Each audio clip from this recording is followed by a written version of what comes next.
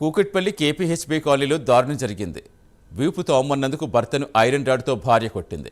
KPHB PS పరిధిలో నల్గొండ జిల్లాకు చెందిన శివ తన భార్యతో కలిసి నివాసం ఉంటున్నాడు. ఉదయం శివ స్నానం చేసే సమయంలో వీపుతో అమ్మని భార్యపై గట్టిగా కేకలు వేశాడు. చుట్టుపక్కల వారు వింటే బాగుదని భార్య చెప్పడంతో వాగ్వాదానికి దిగాడు. దీంతో పక్కనే ఉన్న ఐరన్ రాడ్తో భర్త తలపై కొట్టింది. వెంటనే అతన్ని ఆసుపత్రికి తరలించారు. భర్త శివ ఫిర్యాదుతో పోలీసులు కేసు నమోదు చేసి దర్యాప్తు చేస్తున్నారు. కంప్లైంట్ రావడం జరిగింది. కంప్లైంట్ ఫోన్ చేసి అటెండ్ చేశాడు.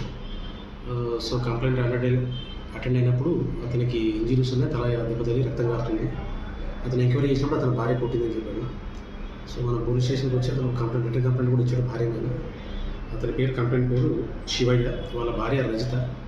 వీళ్ళకు 16 సంవత్సరాలు అవుతుంది మ్యారేజ్. ఇంతకుముందు ఆల్రెడీ భార్య భర్తల మధ్య గొడవలు 498 కేసు కూడా ఉంది భర్త మీద.